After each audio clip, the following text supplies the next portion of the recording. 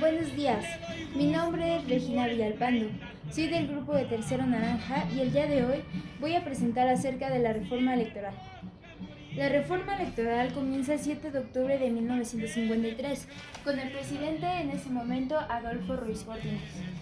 Adolfo Ruiz Cortines le otorgó la ciudadanía a las mujeres, lo que les permitiría votar y ser votadas. Después vamos a la reforma electoral de 1963 a 1964, la cual fue guiada por Adolfo López Mateos, quien fue el presidente en esos años. Durante estos 2 años mencionados, se comenzó una nueva reforma electoral que permitió la participación de partidos de minoría de votos, para los que son llamados partidos de oposición, que en esos años eran el PAN, el PPS y PAN. Esto llevó a que el Congreso de la Unión obtuviera dicha representación, dependiendo de sus votos obtenidos.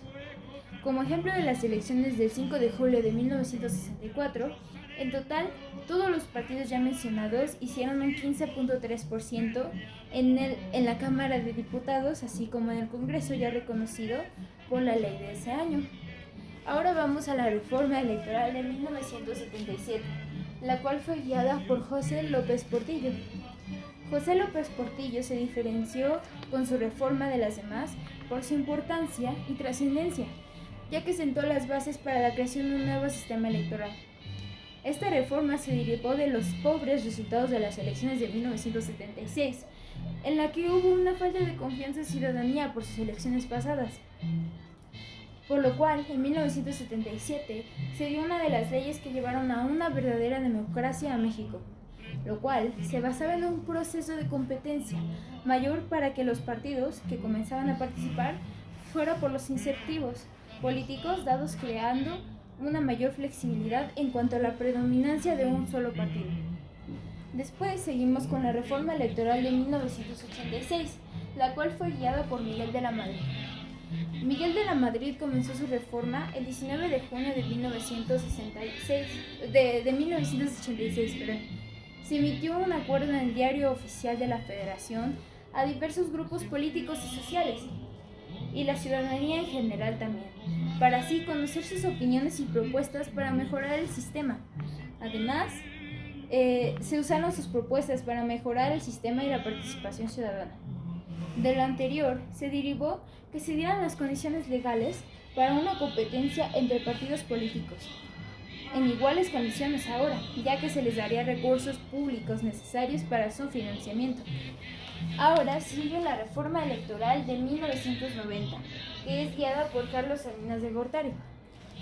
Durante el gobierno de Salinas, la tensión social y política a causa del confuso proceso electoral durante su victoria en 1988 llevó a una reforma electoral entre 1989 y 1990 que era necesaria, que incluyó cambios constitucionales y la aprobación del nuevo Código Federal de Instituciones y Procedimientos Electorales, a lo que se le llamaba COFEPE, convirtiéndose esta en la primera reforma que alcanzó una culminación total entre todas las fuerzas políticas.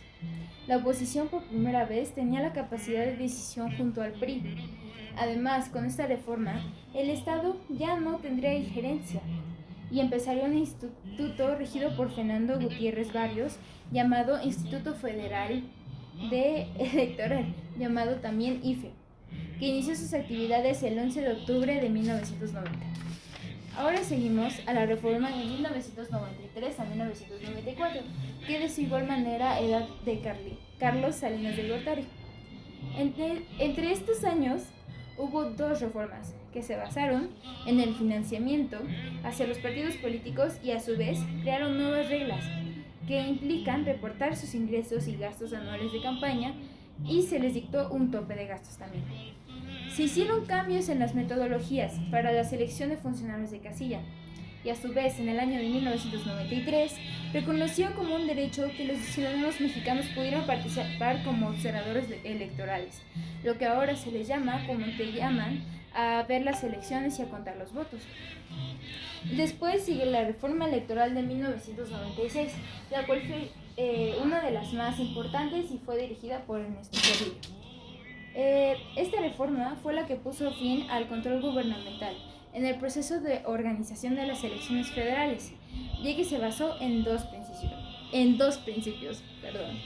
Dotarle la autonomía absoluta al IFE del secretario de Gobernación, quitándole su lugar como presidente del Consejo General, y dos, establecer legalmente topes de gastos de campaña, y con esto crear equidad en el acceso a los medios de comunicación pasivo por parte de los partidos de oposición.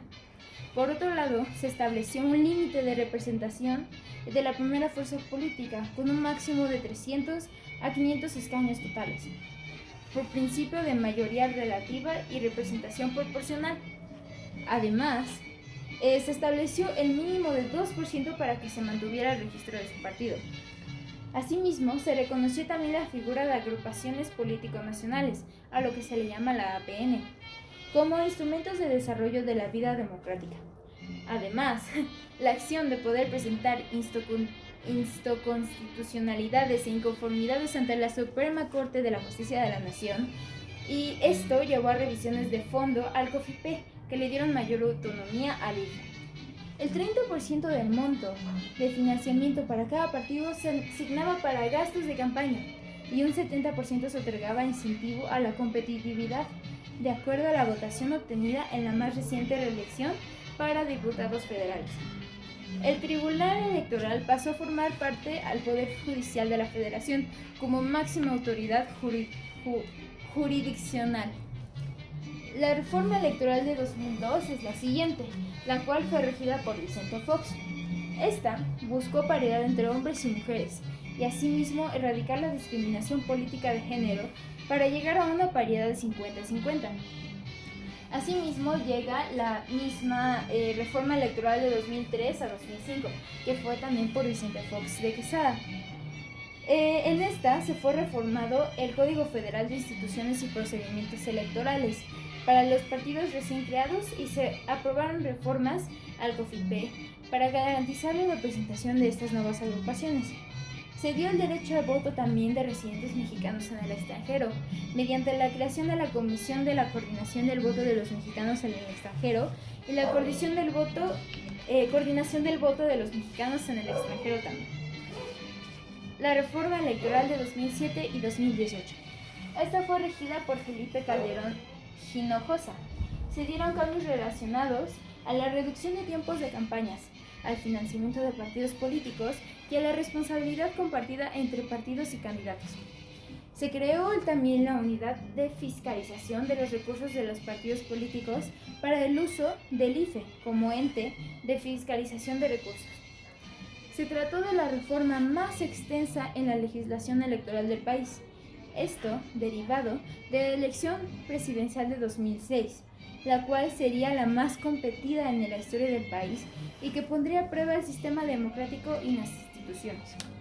Después sigue de nuevo la reforma electoral de 2009 a 2012, que es regida por Felipe Calderón también. En esta se propone la ratificación de los secretarios en el Senado, la reducción de 100 diputados y 28 senadores, y la posibilidad de reelección de diputados, senadores, gobernadores municipales, el referéndum y la revocación del mandato. Se propuso por primera vez la segunda vuelta en elecciones, cuando ningún candidato lograra una mayoría de votación total. También, igualmente, se aumentó el porcentaje de votos necesario a un partido a 4% a 5% para poder ser representado en las cámaras de diputados. Ahora, por último, llega la reforma electoral de 2014, regida por el anterior presidente Enrique Peña Nieto. En esta se transforma el IFE y se renombra como INE, y las OPLEs para organizar elecciones locales también se cambiaron. También se permitieron las figuras de gobiernos de coalición, es decir, por conjuntos de partidos. Por último, se aprobó la reelección consecutiva de mandato de presidentes municipales y legisladores. Muchas gracias por su atención. Mi nombre es Regina Villalpando y espero que les haya gustado el tema. Hasta luego.